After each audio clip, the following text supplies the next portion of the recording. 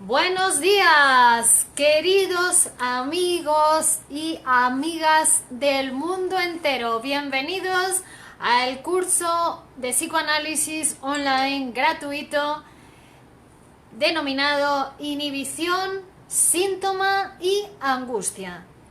Esta es la tercera clase del curso. Bienvenidos y bienvenidas. Mi nombre es Virginia Valdominos. Soy psicóloga y psicoanalista de la Escuela de Psicoanálisis Grupo Cero.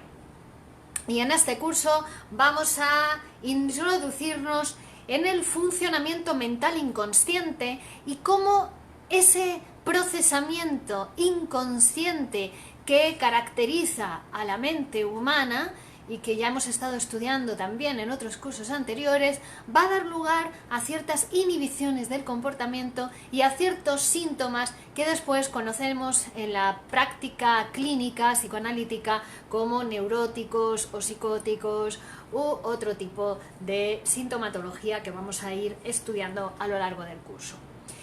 Entonces, bienvenidos, bienvenida, Nora Ruiz, buenos días, ¿qué tal? ¿Cómo estás? Ana Aceves, buenos días desde México, dice Ana, buenos días desde Madrid, España, emitiendo al mundo entero. Virginia Valdominos, psicoanalista de la Escuela de Psicoanálisis Grupo Cero.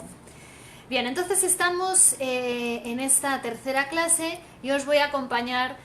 Entonces pretendo en vuestra inmersión hacia el mundo de lo inconsciente, tan fascinante y apasionante y a la vez tan práctico, porque no solamente ayuda a entender en términos generales cómo funciona nuestra mente, sino también ayuda a comprenderse a uno mismo, aunque después uno tenga que hacer el trabajo personal de psicoanalizarse, que ese trabajo uno no se lo puede ahorrar, porque querer ahorrar trabajo siempre va a dar lugar a problemáticas. El trabajo es un don y entonces aplicarlo es lo que permite transformar la realidad personal.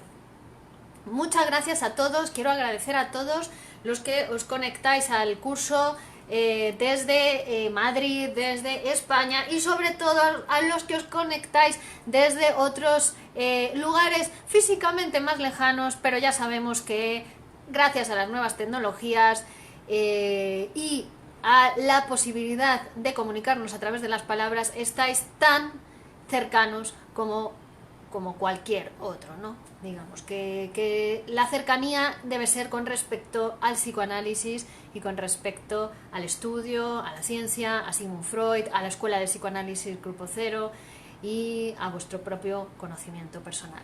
Noelia Morgante, buenos días desde Argentina. Hola Noelia, buenos días. Y Jeff Obsdoney, saludos desde Santiago de Chile. Buenos días Jeff. Hola a todos y muchas gracias por estar ahí.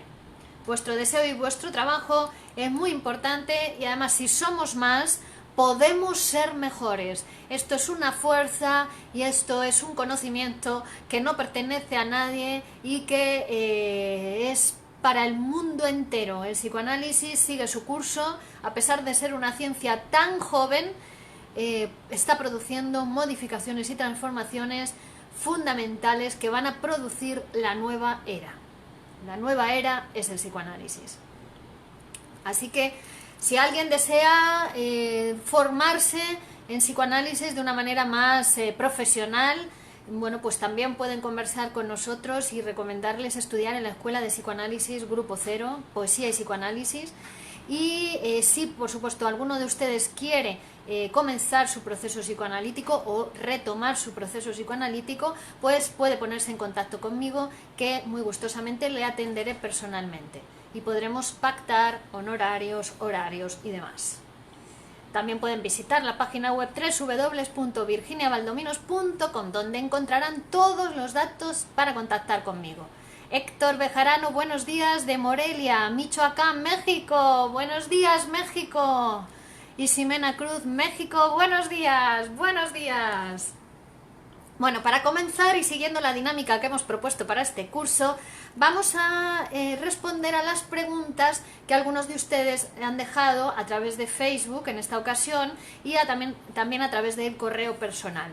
En YouTube hubo muchos comentarios, pero ninguna pregunta en esta ocasión. Entonces les animo a preguntar, a plantear sus dudas tanto en el directo como a todas aquellas personas que después vais a seguir la clase en diferido. Rosario Guerrero nos ha preguntado a través de Facebook por qué se dan los sueños recurrentes. Y es muy interesante esta pregunta porque de alguna manera hoy vamos a tocar también el tema de los sueños. Los sueños recurrentes son sueños que están pulsando, son deseos inconscientes que están pulsando por expresarse y que están pulsando por obtener una llamada de atención en usted, ¿no? En el sujeto, en el soñante que lo sueña recurrentemente. Es decir, es algo que no puede elaborarse o que no termina de elaborarse y que pide ser psicoanalizado.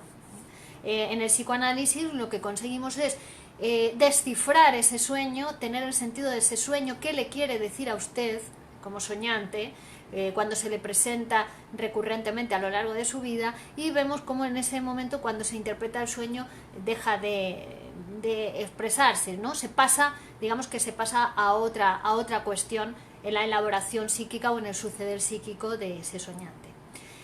Saludos a María González, buenos días, María, un beso fuerte, a Wolfgang Cárdenas, buenos días, a Héctor, ya le hemos saludado, Ximena Cruz, y Rox Barrio Nuevo, buen día, Virginia, desde Neuquén, Argentina. Buen día, Rox, bienvenidos a todos. Y nuestro amigo Carlos Latorre de Barcelona nos preguntaba en relación con la clase pasada si tiene que haber una proporción o equilibrio entre el yo, el superyo y el ello. Y si alguno de estos tres elementos supera alguno de los otros dos, ¿puede existir algún problema psíquico? Muchas gracias por esta pregunta, Carlos, porque hoy vamos a hablar de este tema en la clase. Obviamente el yo lo que intenta es ese árbitro, decíamos, que está mediando, que trabaja por el equilibrio psíquico, que trabaja para mantener a esos sistemas psíquicos en concordia, ¿no? en buena convivencia. Bueno, imaginaos, nosotros decimos que el sujeto psíquico, bueno, no lo decimos nosotros, lo dice Freud, ¿no? El sujeto psíquico es un sujeto psíquico y social al mismo tiempo.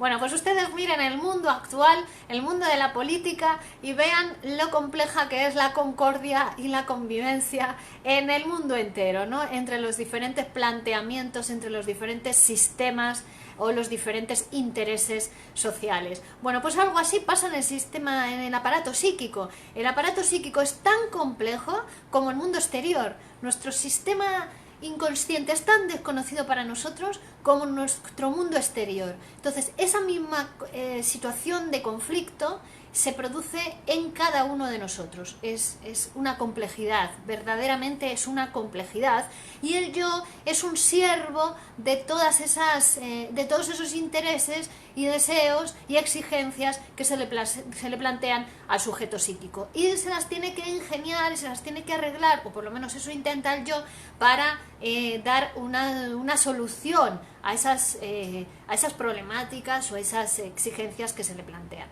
Y vamos a ver hoy cómo intenta el yo dar respuesta a eso. Claro, en esa pugna, en esa lucha de fuerzas, si alguno de esos sistemas se impone a los demás de una manera exagerada, abrumadora, ¿no? Exagerada en cantidad, porque la cantidad es muy importante para el aparato psíquico. La diferencia entre la salud y la enfermedad, en definitiva, viene a ser una diferencia de cantidad, no de cualidad. Los mecanismos implicados en el funcionamiento de la mente, tanto en la salud como en la enfermedad, son siempre los mismos mecanismos psíquicos. Somos seres humanos y tenemos a nuestra disposición una serie de mecanismos o de operaciones que son las operaciones del lenguaje, ¿no? El psiquismo tiene que ver con el lenguaje. Bueno, con el hecho de ser hablantes, ¿no? De ser sujetos del lenguaje. Bueno, los mecanismos son los mismos, lo que pasa que la cuestión, lo que diferencia la salud de la enfermedad son cuestiones de cantidad, quantum, ¿no? Entonces, claro, cuando el superyo se impone, pues va a dar lugar a ciertas problemáticas, más del tipo de la depresión, la melancolía, la neurosis obsesiva, ¿no? Es un conflicto entre el super yo y el yo, y va a dar lugar a este tipo de problemáticas. ¿Cuándo se impone el ello frente al yo? Bueno, pues también va a dar lugar a otro tipo de problemáticas más cercanas a la psicosis, a la esquizofrenia, ¿no? Donde más bien hay un conflicto entre el ello y el yo, y la que pierde es la realidad, ¿vale? Y también cuando hay un conflicto entre el ello y el yo y en cierta medida gana el ello, bueno, pues también va a dar lugar a problemáticas neuróticas, ¿vale? Entonces, sí, si se impone alguno de estos sistemas en el aparato psíquico de una manera exagerada, va a dar lugar a psicopatologías que en el psicoanálisis lo que se va a conseguir es ir reduciendo la cantidad, o sea, que haya otra distribución de la cantidad en el aparato psíquico para acercarse a la normalidad, ¿no? Digamos, en esa línea que iría desde la salud a la enfermedad en cantidad, bueno, pues para ir retirando cantidad o distribuyendo cantidades en el aparato psíquico y volver a cierta normalidad en esa relación con la realidad exterior, con el mundo interior, también con la moral y con ese juez interior que somete al sujeto a determinadas exigencias morales. Y bueno, pues que pueda haber esa cierta convivencia, es decir, que uno disfrute de su vida, pueda vivir bien la vida que tiene o que se está construyendo, ¿no? Otra cosa que después también que vaya a ir, a medida que va viviendo bien, pueda ir transformando su vida, a medida que acepta su realidad, la puede ir transformando. En definitiva, ese es el trabajo que se va haciendo en el psicoanálisis, liberar al sujeto psíquico de esas ataduras, de esos excesos de cantidad, de esos desequilibrios tendenciosos, porque siempre hay una tendencia en el aparato psíquico, el aparato está sobredeterminado por el deseo inconsciente, ¿no? Siempre la tendencia del aparato es a la satisfacción del deseo inconsciente, es el sociocapitalista en el psiquismo, ¿vale? Bueno, pero ahora vamos a profundizar en ello. A ver, tenemos aquí más preguntas. Jeff Obsdoney pregunta: ¿me podrías recordar los nombres de quienes traducen los libros de Sigmund Freud al español que tú recomiendas? Gracias. Bien, recomendamos desde la Escuela de Poesía y Psicoanálisis Grupo Cero, que lleva más de 40 años cuidando la salud mental de la población y formando psicoanalistas en todo el mundo, la traducción de Luis López Ballesteros y de Torres, que fue el traductor oficial de Sigmund Freud, que Sigmund Freud revisó la traducción de López Ballesteros porque Sigmund Freud sabía hablar español, y felicitó, hay una carta en las obras completas de Sigmund Freud donde felicita al traductor por su excelente labor y por su precisión a la hora de traducir al español términos psicoanalíticos tan sutiles, ¿no? Y tan especializados. Y esto no es una tontería, el tema de la traducción, porque varía mucho, ¿no? De unas traducciones a otras el texto psicoanalítico. Entonces, recomendamos esa traducción. Pepe Quevedo, buenos días desde Mazatlán, Sinaloa. Buenos días, Pepe, gracias por estar ahí. Sultana Bid Abdul Aziz, lo está viéndolo. Bienvenida, Sultana, a esta inmersión total e integral que estás haciendo a todas las actividades y todos los vídeos en directo del Grupo Cero, tanto en psicoanálisis como en cultura. Bienvenida, muy bienvenida, y verás qué bien y qué crecimiento te va a proporcionar. A todos los demás también os recomiendo participar en las actividades culturales del Grupo Cero: poesía, flamenco, canciones, recitales, poetas despiertos, etcétera, etcétera. Muy bien, Pepe, la traducción de Luis López Ballesteros, efectivamente. Ximena Cruz, ¿qué desequilibrio en las tres instancias desataría una perversión? Bueno, en la perversión ganan los deseos infantiles, sexuales más preliminares, ¿no? Sería más, además el perverso lo hace en la realidad, lo lleva a la realidad. Es decir, conoce la ley pero se la salta el perverso. Entonces, ganarían sus deseos infantiles del ello, pero además conociendo la realidad, ¿vale? No hay pérdida de la realidad como si hay en la psicosis o en la neurosis, también en cierta medida. Daniela Estrad, muy bien. Bueno, pues vamos a comenzar con la clase de hoy, que vamos a seguir hablando de todas estas cuestiones, ¿vale? Para que queden muy claras y muy entendidas a lo largo de todo el curso. Hoy vamos a volver a hablar del yo, esa instancia psíquica que es tan importante para el aparato. Todas las instancias son importantes para el aparato, todos los conceptos que estamos manejando son importantes para el inconsciente y para el psicoanálisis y para comprender el funcionamiento psíquico mental. Pero el aparato psíquico está sobredeterminado por el deseo inconsciente. ¿Esto qué quiere decir? Quiere decir que hay un concepto en la ciencia, en la disciplina del psicoanálisis, que sobredetermina todo lo que pasa en esos límites de lo que llamamos aparato psíquico, y este es el concepto inconsciente. Y que sobredetermina quiere decir que hay un concepto que se relaciona invariablemente con todos el resto de conceptos de la teoría psicoanalítica, ¿vale? Es decir, siempre la tendencia del aparato es a la realización del deseo inconsciente, y después vamos a ver cómo se las va arreglando para no evadirse de la realidad, para no huir de la realidad, ni para huir de su deseo y que éste se le imponga de una manera patológica. Entonces, el yo, ya en el texto del yo y el ello, que tenéis un curso completo en el canal del YouTube y que os recomiendo realizarlo, ¿no?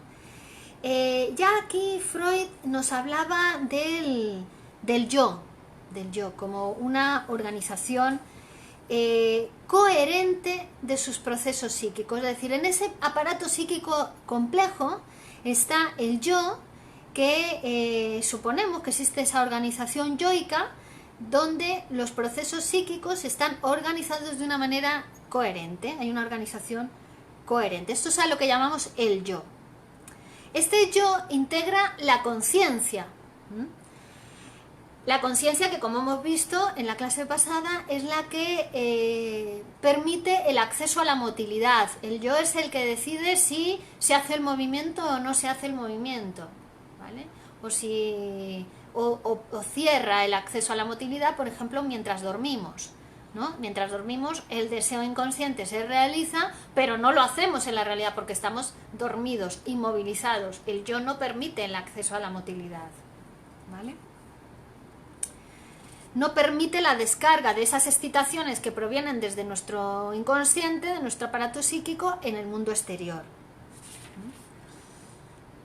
Y el yo también va a ser la instancia que fiscaliza todos los procesos parciales del aparato psíquico, que está adormecida durante la noche, y también en el yo es donde habitaría la censura psíquica del sueño, ¿vale? Por eso no recordamos los sueños tal y como los hemos soñado, sino que ya el sueño que recordamos, el sueño manifiesto, es un sueño disfrazado, un sueño encriptado para nuestra conciencia. Del yo también van a partir las represiones, ¿vale? Por medio de las cuales va a quedar excluido de la conciencia las formaciones o las tendencias anímicas que provienen del inconsciente, ¿vale? Y esta parte de nuestro aparato psíquico que queda excluida de la conciencia es a la que se va a enfrentar el sujeto en análisis. Por eso no es extraño que a lo largo de la labor psicoanalítica se van planteando, se van presentando resistencias al psicoanálisis, es decir, resistencias del propio sujeto a encontrarse, a conocer acerca de sus procesos psíquicos inconscientes. Y esa va a ser la dificultad que se le plantea al propio psicoanalizando a lo largo de su psicoanálisis, ¿vale? Ese contacto con lo reprimido. Bueno, en el análisis nosotros le vamos a ir invitando a realizar pues determinadas asociaciones, determinadas elaboraciones que le van a ir permitiendo superar esas resistencias al análisis, ¿vale? Él no sabe nada de la resistencia, del mismo modo que no sabe nada acerca de la represión o acerca de estos procesos, estos contenidos inconscientes que han sido reprimidos. No sabe nada, eso es inconsciente, queda inconsciente. ¿Vale? Pero comprobamos que en el yo también hay algo inconsciente, no solamente es consciente, ¿no? En el yo y el ello, en la segunda tópica freudiana, nos explica Freud cómo hay una parte del yo que es inconsciente, ¿vale? Que quedaría excluida de esa parte coherente del yo. Y la neurosis también proviene de ese conflicto entre lo inconsciente y lo inconsciente. ¿Vale? O sea, podemos hablar de un yo coherente y lo reprimido disociado del yo. ¿De acuerdo? Esto reprimido disociado del yo está en contacto con el ello, con lo inconsciente. Marta Villaseñor dice: buenas madrugadas desde Tijuana, México. Buenas madrugadas, Marta. Bueno, entonces vemos cómo en el yo se produce una contradicción en primera instancia, ya vemos. ¿Por qué? Porque el yo se encuentra expuesto a un contraste, por una parte de su fuerza, porque el yo es fuerte y va a poder influir en el funcionamiento del aparato psíquico, tiene un importante papel, pero a la vez esto contrasta con su debilidad, con la debilidad que tiene frente al ello o frente al superyo, porque es un siervo, ¿no? Tanto del ello como del superyo. Así que este es el primer contraste que encontramos. En parte, el ello y el yo coinciden en esa parte que decíamos que es lo reprimido disociado del yo, viene a estar en contacto, a ser casi lo mismo que el ello, ¿vale? Es una parte diferenciada en el yo. De hecho, el yo nace como una escisión a partir del ello, ¿no? Digamos que inicialmente en el niño todo es ello, todo es deseo.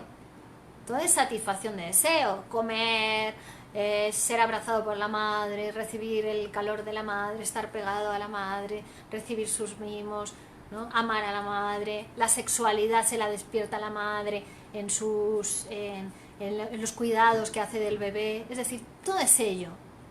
No hay todavía personalidad, no hay constitución del aparato psíquico. Después, cuando el niño pasa por el complejo de Edipo y se enfrenta al complejo de castración, es cuando se va a producir la escisión, ¿no? Del yo, en el proceso de defensa, frente a la amenaza de castración, frente a la intervención del padre y de la ley de interdicción del incesto. Ahí se divide, se escinde el aparato psíquico, ¿no? Se parte, se constituye el aparato en una parte consciente y una parte inconsciente. Y es cuando, a partir de ahí, va a surgir esa discordia entre la parte consciente y la parte inconsciente de la personalidad que va a evidenciar la debilidad del yo, ¿no? Porque hemos dicho que lo que va a comandar en el aparato psíquico va a ser lo inconsciente. Y el yo, o la conciencia, es la parte superficial del aparato psíquico. La conciencia es la parte superficial, ¿no? Y el yo, en gran parte, es consciente. ¿Vale? Cuando el yo y el ello no se llevan bien, cuando el yo y el ello están en conflicto, en discordia, esto va a restar energía al sujeto, va a restar energía a la persona, ¿no? La persona va a tener inhibiciones o va a producir síntomas, como hemos visto en las clases anteriores. ¿Por qué? Porque esa lucha de fuerzas interior le quita energía, está muy ocupada su energía psíquica en esa lucha de fuerzas, en mantener a raya los deseos inconscientes para que esto no se expresen, a la vez que el deseo inconsciente, su única aspiración es expresarse en la conciencia. Por lo tanto, esa lucha de fuerzas son las que están produciendo en usted o en quien sea, ¿no? esa sustracción de energía para la vida, para las relaciones sexuales, para las relaciones sociales, para la promoción en el trabajo, para el estudio, etcétera, etcétera, ¿no? Entonces, ¿pero qué pasa cuando se llevan bien el yo y el ello? Cuando están en sintonía, cuando han conseguido ir por el mismo camino o trabajar en la misma dirección, esa energía psíquica se intensifica. se libera de los síntomas, se libera de ese encarcelamiento que tiene en las inhibiciones y entonces se queda como energía libre que el sujeto puede poner en práctica en su vida cotidiana, en su trabajo, en su sexualidad, en sus relaciones sociales. Queda esa energía liberada que la persona utiliza para su vida y entonces se intensifica. Esto es lo que decimos como que es despertar el segundo cerebro. El inconsciente tenemos otro cerebro, ¿no? Que cuando uno comienza a psicoanalizarse empieza a despertar y a poner esa energía psíquica a disposición del sujeto, ¿de acuerdo? Se intensifica.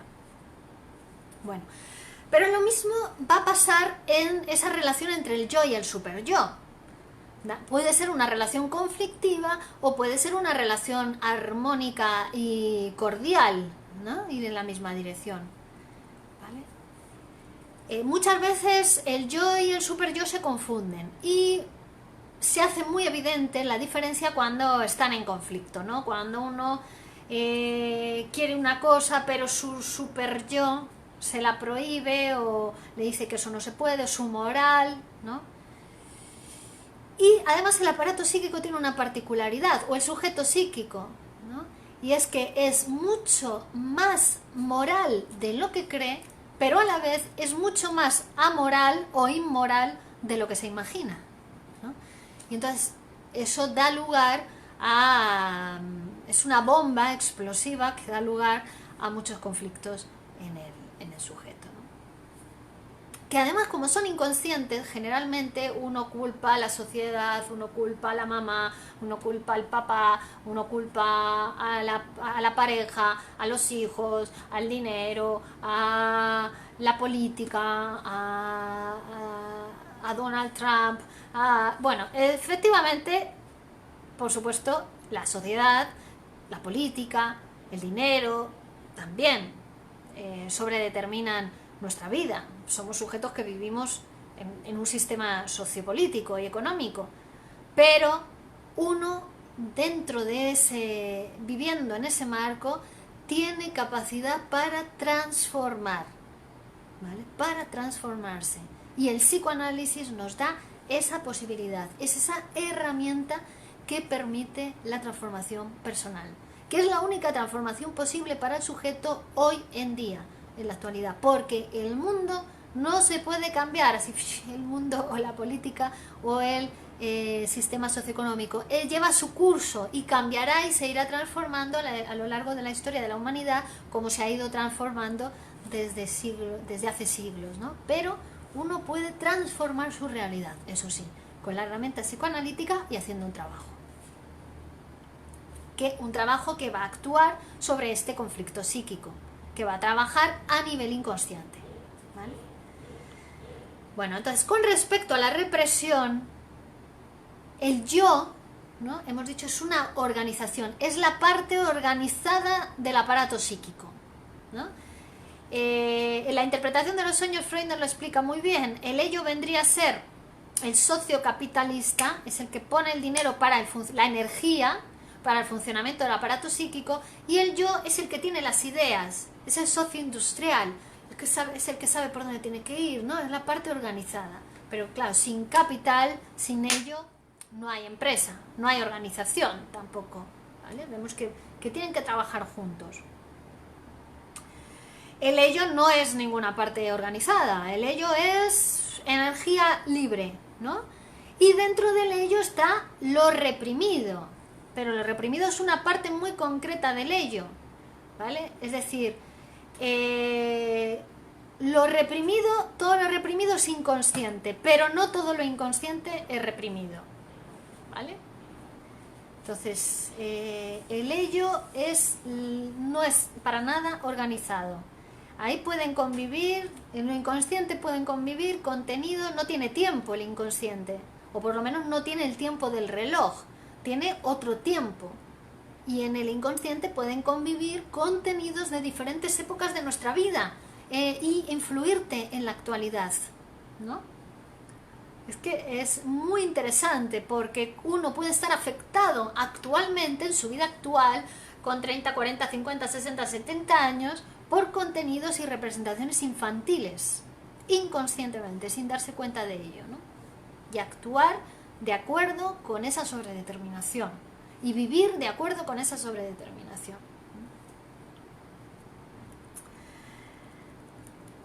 Bueno, podríamos pensar el yo y el ello, aunque no es la representación más adecuada, ¿no? Pero podríamos equivocarnos si pensamos el yo y el ello como dos territorios ocupados por ejércitos enemigos, ¿no? Y entonces suponemos que el yo somete una parte del ello,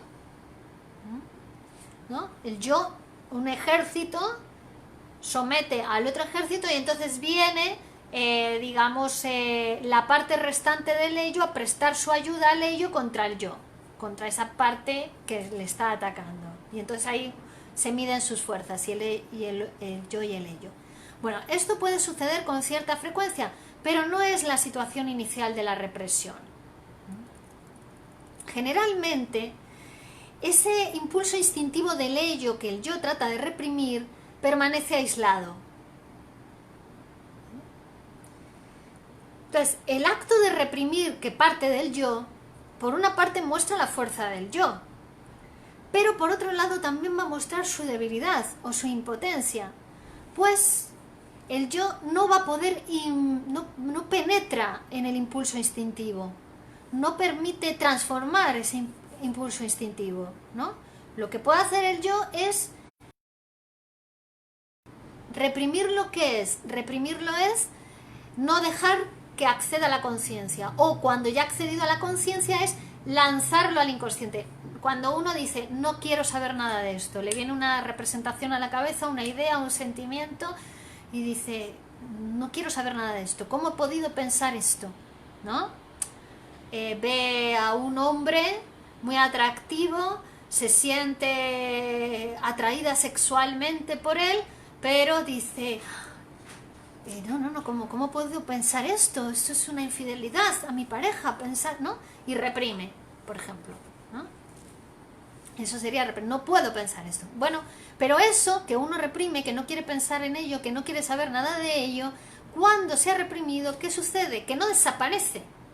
No desaparece, porque después en el psicoanálisis, cuando esa persona empieza a hablar de su vida o de sus cosas, vuelve a aparecer ese contenido, afortunadamente, porque si no, ese contenido sigue actuando desde lo inconsciente, sigue ejerciendo una influencia sobre el sujeto ahora mucho más fuerte, porque el sujeto, al no querer saber nada de ello, ¿no?, pierde todo su control sobre ello, y estos contenidos actúan desde otro lugar con muchísimo más fuerza, haciendo sus ramificaciones y ejerciendo su poder sobre ese sujeto que ahora que actúa como con sentimiento de culpabilidad inconsciente, además, ¿vale? Bueno, entonces este proceso de la represión del impulso instintivo nos lleva a la formación de un síntoma, ¿no? Como en el caso de la histeria, por ejemplo. Un síntoma que va a ser, decíamos, un síntoma es un producto de esa situación conflictiva entre el deseo inconsciente, o sea, el impulso instintivo que ha sido reprimido, y el yo represor. Pero como el deseo inconsciente, el impulso instintivo reprimido sigue trabajando y sigue queriendo expresarse, encuentra una manera alternativa de expresarse, una manera disfrazada para el sujeto, ¿no? Independiente ahora del yo, independiente de esa parte organizada del aparato psíquico. Es decir, tanto el proceso de constitución o de formación de un síntoma como sus ramificaciones, porque ahora va a seguir en ese intento de expresarse, va a buscar otras fórmulas y va a tocar otras representaciones del aparato y va a tocar otras áreas de la vida del sujeto, bueno, pues gozan de extraterritorialidad, que significa que se van a producir ahora fuera de la parte organizada del sujeto, fuera de su yo. Y los impulsos instintivos, cuando se encuentran asociativamente con la parte organizada del yo, porque van a seguir intentando pasar a la conciencia, ¿vale? Van a ir tocando la parte organizada del yo. ¿Qué hacen? Atraen hacia sí parte también del yo, es decir, continúan, es como un imán que mandan a lo reprimido otras partes del yo, ¿vale? Es decir, van a ir extendiéndose a costa del yo. Podemos equiparar el síntoma a un cuerpo extraño que va a mantener en nosotros incesantes fenómenos de estímulo y reacción en el tejido en el que se han alojado. Es decir, el síntoma va a seguir trabajando en el sujeto como un cuerpo extraño que ahora vive en su aparato psíquico y que va a seguir excitando ese tejido en el que ha nacido y en el que sigue creciendo el síntoma. Muy frecuentemente la lucha entonces con ese impulso instintivo que trata de expresarse termina en la formación de un síntoma. Por ejemplo, en la conversión histérica.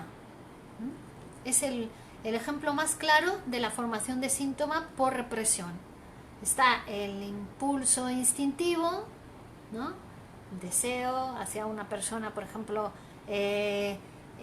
inapropiada, ¿no? El caso que veíamos el otro día de la joven que desea a su cuñado y el día de la muerte de la hermana piensa, mira, ahora ya se ha quedado libre mi cuñado, me puedo casar con él, pero inmediatamente retira ese pensamiento de su conciencia por inmoral, ¿no? Bueno, eso va a dar lugar a la formación de un síntoma. Pero generalmente, esa sería una posibilidad, pero generalmente encontramos un curso diferente. ¿Cuál es? Que al primer acto de represión, a la primera represión de la idea, le va a seguir toda una cadena de represiones que llamamos secundarias, es decir, de luchas incesantes entre el impulso instintivo por seguir expresándose y el yo por seguir manteniendo a raya ese impulso instintivo. Entonces esto va a dar lugar a múltiples represiones secundarias, es decir, que cada vez la persona está más reprimida en su vida, cada vez hace menos cosas, cada vez puede pensar menos cuestiones, cada vez su pensamiento va siendo más chiquitito, ¿no? En vez de, al contrario de, como decimos, cuando uno comienza su psicoanálisis, va agrandando su pensamiento, va liberando su capacidad para pensar, se van abriendo puertas en su mente, puertas que estaban cerradas. Y además ahora la persona ya no va a luchar solamente contra esa idea inicial que se le imponía y que reprimió. Ahora también va a intentar reprimir el síntoma, va a luchar contra el síntoma de la misma manera que inicialmente luchó contra esa representación intolerable para la conciencia. Entonces, en esa lucha secundaria de defensa se van a mostrar dos aspectos. Primero, que el yo se va a estar obligado por su propia naturaleza a emprender una tentativa de restauración o de conciliación. El yo siempre va a intentar conciliarse de alguna manera con el síntoma, ¿no? Porque el síntoma va a ser el representante del deseo infantil y reprimido, del deseo reprimido que trata de expresarse. Entonces el yo en esa tarea conciliadora va a intentar restaurar la situación, ¿no? Porque el yo es una instancia que se basa en el libre comercio entre todos los componentes del aparato psíquico y en la posibilidad de influirse recíprocamente. El yo es el mediador, es el árbitro, el que trata de dar satisfacción a todos, pero tampoco darles la satisfacción total a cada uno, porque entonces deja insatisfecho al resto de ciudadanos del aparato psíquico, ¿no? El yo funciona con energía sexual, con energía desexualizada, ¿no? El yo es la libido narcisista, es la que está en el yo. Nuestra libido, que es la energía sexual con la que funciona nuestro aparato psíquico, puede estar en los objetos exteriores, es decir, sexualizada, puede estar ligada a objetos en el exterior del aparato, o puede estar en el aparato psíquico. Bueno, está en el yo, ¿no? El libido narcisista, amor a uno mismo, ¿no? Desexualizada. Y el yo trabaja con esa energía desexualizada. Entonces lo que va a intentar el yo es siempre una unificación, una unidad del aparato. La tendencia del yo es a la síntesis, a la unidad. Y cuanto mayor es la fuerza del yo, más va a tender a la unidad y a la síntesis en ese aparato, más necesidad de síntesis. Esto es muy interesante porque primero, porque ha habido tendencias también teóricas o psicoterapias que intentaban reforzar el yo. Y cuidado, porque el yo, como su fuerza lo que tiende es a la unidad y a la síntesis, también tiende a sintetizarse con el síntoma. A hacer de ese cuerpo extraño que habita en el aparato psíquico un familiar, parte del aparato, ¿no? Y entonces acaba también identificando ese síntoma como propio, como parte de su personalidad, cuando realmente no es parte de su personalidad. Es un cuerpo extraño que se ha instalado en el aparato psíquico y que el yo está tratando de darle unidad con el resto del aparato. Entonces intenta alejar al síntoma de ese aislamiento y de ese extrañamiento con respecto al síntoma, utilizando todas las posibilidades que tiene el yo para incorporarlo en su organización. ¿Vale? Entonces esta aspiración del yo, esta necesidad que tiene el yo a la unidad, va a trabajar también a favor de la formación de síntomas. Por ejemplo, en los síntomas que se nos revelan como una transacción, ¿no? Son producto de una transacción entre la necesidad de satisfacer un deseo inconsciente y la necesidad de castigo por precisamente realizar ese deseo inconsciente, ¿vale? Entonces nace un síntoma y en el síntoma está tanto la satisfacción del deseo prohibido como el castigo por su satisfacción. Por ejemplo, una joven paciente que sufre de vómitos histéricos. Ese es el síntoma. La paciente sufre de vómitos histéricos. Y como sufre de vómitos histéricos, está muy demacrada, está muy desfavorecida, muy desmejorada, porque todo lo que come lo vomita. Bueno, en el psicoanálisis de esta paciente, lo que se descubre, lo que se descifra, es una fantasía inconsciente de estar embarazada.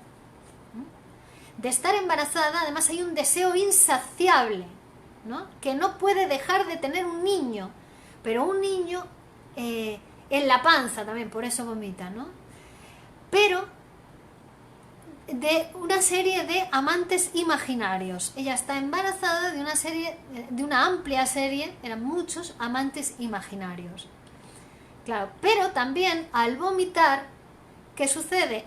Consigue el castigo por esas fantasías inconscientes. ¿Por qué? Porque está tan demacrada, tan desmejorada, que ha perdido su belleza y ningún hombre se fija en ella, en la realidad. ¿Vale? Entonces, así el síntoma consiste en un par contradictorio de realizaciones de deseos. Realiza el deseo de estar embarazada de todos esos amantes imaginarios y a la vez el castigo por esa fantasía inconsciente. Ella de esto no sabe nada. Es algo que se descubre en su proceso psicoanalítico.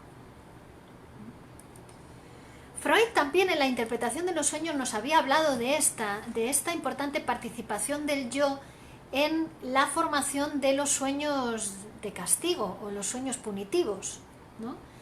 Porque en la interpretación de los sueños él nos va a decir que todos los sueños son realizaciones de deseos. Y entonces, claro, uno se pregunta, bueno, y entonces los sueños desagradables o los sueños donde uno sufre un castigo o malestar o displacer, ¿cómo van a ser una realización de deseos?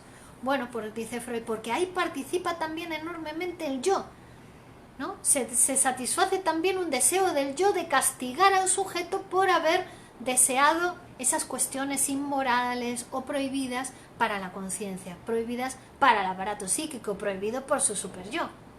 ¿Vale? O sea, el yo también participa, aunque el deseo que se satisface es un deseo inconsciente, infantil y reprimido, también se puede estar satisfaciendo un deseo del yo de castigar al sujeto por esas fantasías inconscientes, por esos deseos inconscientes.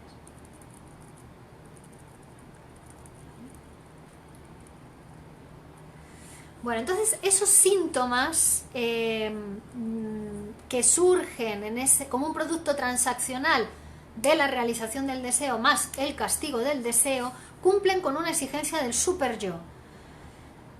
Ya hemos dicho que el super yo siempre está, o sea, que cuando hablamos de un sujeto es todo eso, toda esa complejidad, ¿no? Cada uno de nosotros tiene esa complejidad y eso es lo que da, esa complejidad da como resultado su vida actual. Piénselo usted, su vida actual es el resultado de esta lucha de fuerzas interiores, ¿no? Entonces, en los síntomas están participando todos los elementos del aparato psíquico, todos los participantes, ¿no? El ello, el deseo inconsciente, el yo y también el super yo con sus exigencias. ¿Ven? La complejidad, la sutileza del ser humano. Llegar a poder discernir, separar la participación de estos integrantes, ¿no? Que cada vez que hablamos decimos lo que queremos decir, pero decimos más cosas de las que queremos decir, ¿no? Que para la escucha psicoanalítica son descifrables. Bien, Juan Rodolfo Lozano Chávez dice, ¿me mandas un saludo? Por supuesto. Juan, ¿qué tal? Buenos días. Y Marta Villaseñor, yo creo que le había saludado ya. Sí, desde Tijuana, México. Muy bien. Vale. Bueno, entonces los impulsos reprimidos tratan siempre de llegar a esa zona fronteriza con el yo. Tratan de llegar a la vida psíquica consciente del sujeto. Pero ahí se encuentran con esa guarnición, con esos soldados del yo, de la represión, la censura psíquica, que dicen, mire, si usted quiere pasar, se tiene que acomodar, se tiene que disfrazar, se tiene que transformar, porque así usted no puede pasar así, aquí, ¿no? A la conciencia no puede pasar, porque eso generaría un gran displacer en el sujeto psíquico, ¿no? Si reprime porque no quiere saber nada de eso, ¿vale? Porque no tiene las herramientas o los elementos para poder elaborar eso, para poder pensarlo, hablarlo, ¿no? Psicoanalizarlo, pero cuando tiene la herramienta del psicoanálisis ya es otra cosa, ¿no? Ya no es tan grave como le parecía al sujeto, ya puede hablarlo, y simplemente con hablarlo eso se elabora, no se hace síntoma, ¿no? Encuentra otra manera de manejarse con esas cuestiones tan intolerables para la conciencia de ese sujeto. Bueno, entonces el yo, cuando ya se ha formado un síntoma, se comporta como si se guiase por la siguiente reflexión, ¿no? Dice, si ya está el síntoma, si ya ha surgido y no lo puedo suprimir, lo mejor que puedo hacer es familiarizarme con él y sacar de ella todo el partido que pueda, sacar de esta situación novedosa, con este síntoma, con este cuerpo extraño que hay en mi aparato psíquico, todo el partido que yo pueda sacar de aquí. Así funcionaría el yo, ¿no?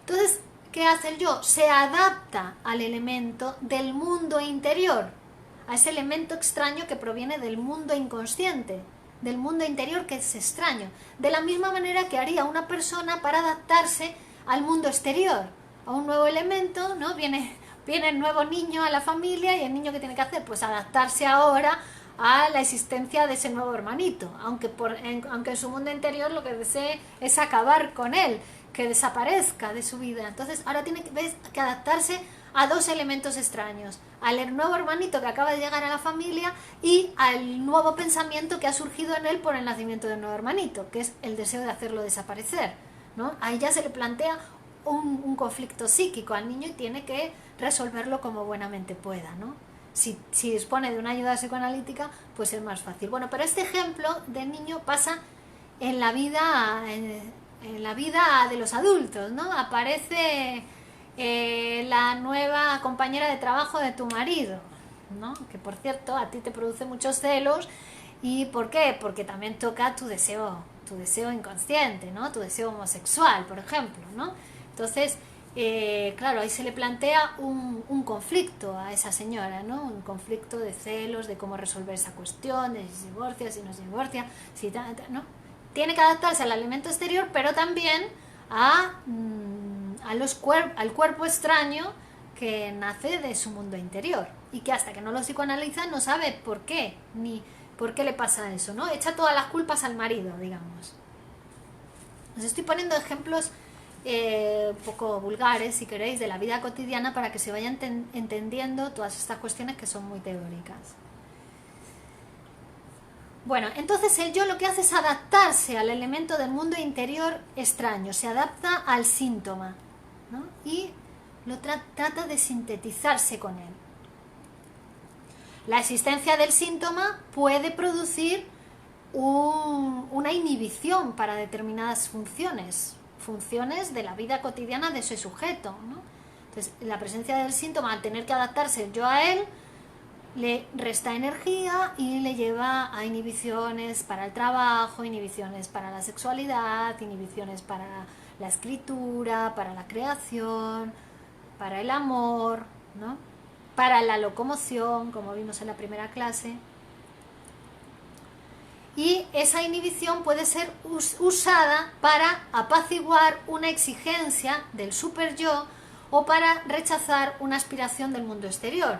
Claro, en el trabajo te piden más, te quieren ascender y sin embargo tú estás inhibido, no puedes, ¿no? Te sobrepasa todo, porque está puesta la cuestión o el conflicto con ese síntoma, ¿no?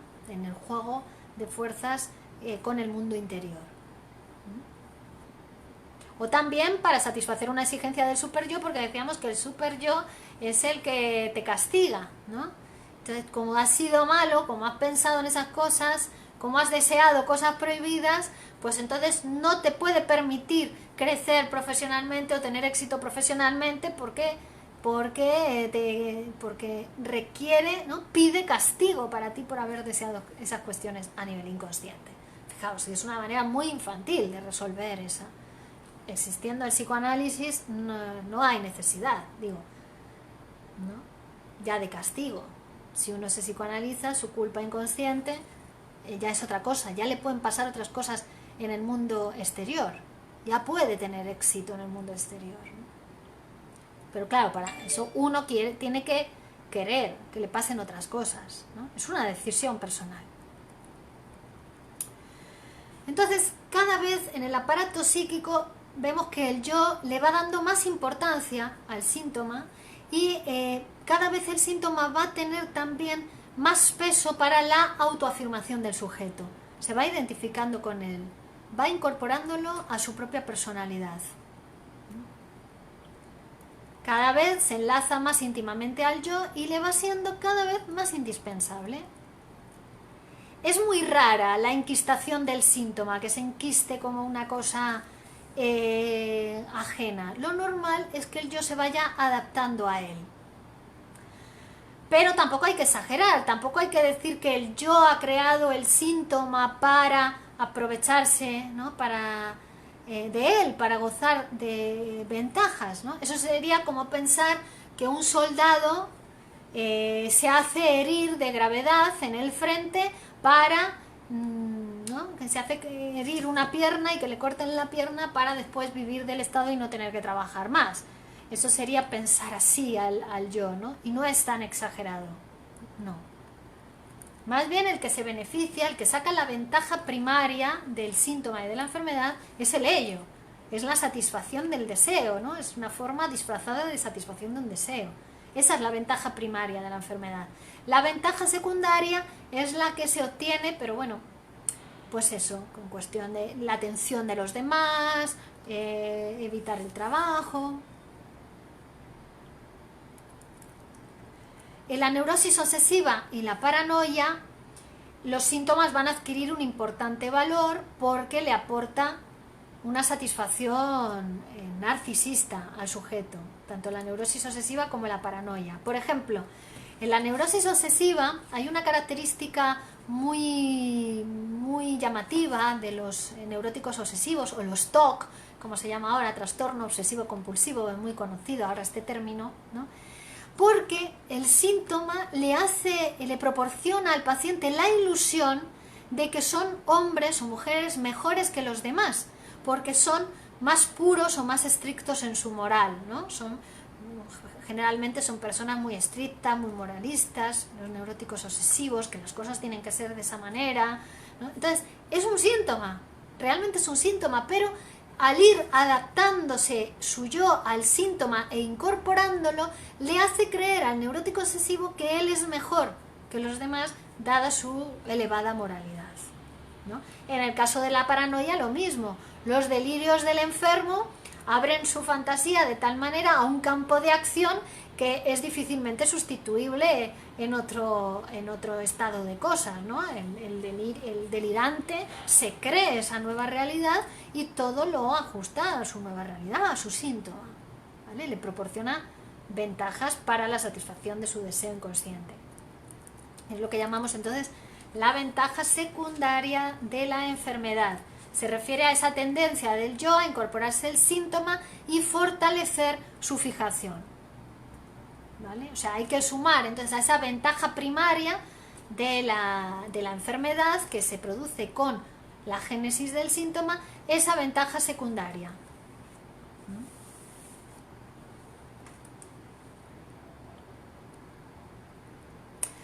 Y en el análisis ya sabemos que esa ventaja de la enfermedad o su cesación se producen a consecuencia de una modificación real, ¿vale? Se va modificando la realidad del sujeto y entonces ya pierde sentido esa ventaja secundaria de la enfermedad, ¿no? Y esto va a favorecer la curación del síntoma. Wolfram Cárdenas dice: le felicito, sus ejemplos permiten una comprensión mejor del tema. Gracias, Wolfram.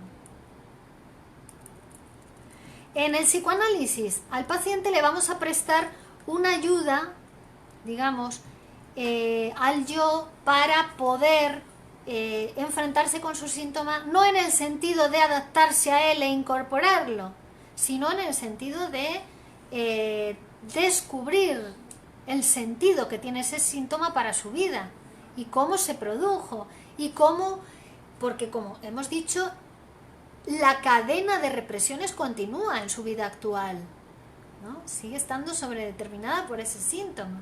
Entonces, ¿cómo se produce cada vez la represión en él, ¿no? El análisis vendría a ser una alternativa a la represión y a la lucha con el síntoma. Sería elaboración. Entonces le prestamos ese apoyo. Bueno, y luego por último hay otro procedimiento que utiliza el yo contra el síntoma, que es menos pacífico, pues continúa ese trabajo de represión.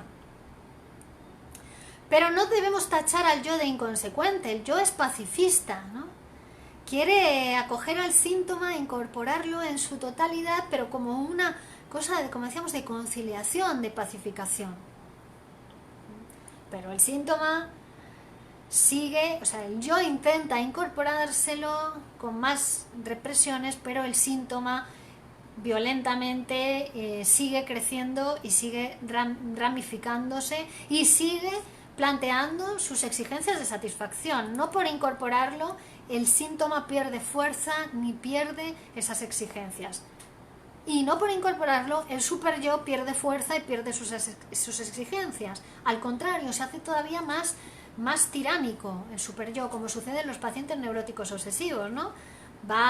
Primero genera una compulsión, se tiene que lavar las manos 20 veces, ¿vale? Pero esto no es suficiente porque eso no calma ni hace desaparecer su deseo inconsciente prohibido.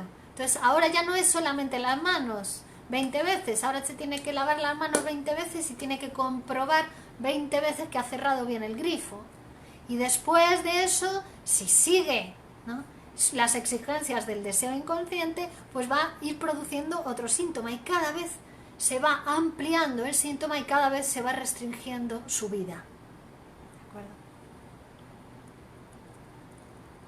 Recordemos también que el yo era la sede de la angustia, que el yo va a ser el que da la señal de la angustia cada vez que se acerca el deseo inconsciente a esa frontera con la conciencia. El yo da una señal que activa de nuevo la represión, que dice cuidado, cuidado, que está aquí el deseo inconsciente que trata de expresarse, o la representación, la idea, la fantasía, el sueño, ¿no? cuidado que está ahí. Entonces da la señal para que la represión vuelva a activarse. Y entonces aparecerían esas represiones secundarias de las que hablábamos. La lucha defensiva secundaria contra el síntoma es multiforme, es decir, que se desarrolla en diversos terrenos y con formatos y medios muy diferentes. Así que puede haber una distancia tremenda entre lo que es el deseo inconsciente inicial que llevó a la represión y a la formación del síntoma, con sus manifestaciones en la vida actual del sujeto. Puede haber una distancia radical, muy amplia y además muy disfrazada. ¿Vale? Muy disfrazada. Por eso hay que hacer en el trabajo de psicoanálisis una reconstrucción de todos los procesos inconscientes que se han ido produciendo para dar lugar a los síntomas que presenta la persona.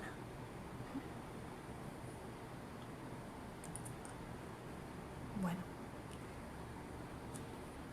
Y hasta aquí la clase de hoy, el punto 3, clase 3.3 del texto Inhibición, síntoma y angustia. En la próxima clase vamos a empezar a hablar de psicopatologías concretas. Todas las preguntas que tengáis, ya sabéis que podéis elaborarlas, podéis plantearlas tanto aquí en el vídeo de Facebook como en el vídeo en el canal de YouTube, que estará dentro de unas horas. Estará disponible para todos ustedes y para que puedan ver la clase. Todas las preguntas que planteen, empezaremos la siguiente clase dando respuesta a las mismas. No sé si quieren preguntar algo ahora, antes de terminar.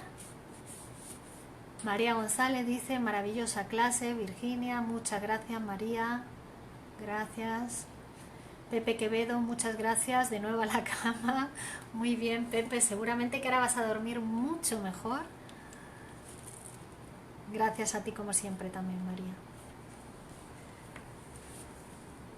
Bueno, estupendo. Vamos a seguir estudiando muy pormenorizadamente este texto y el funcionamiento y cómo el aparato psíquico responde elaborando síntomas, inhibiciones y angustia, pero como una manera de funcionamiento, que si lo entendemos, que si entendemos el sentido de esos síntomas, el sentido de la angustia, el sentido de nuestras inhibiciones y trabajamos psicoanalíticamente hablando, vamos a poder vivir mejor.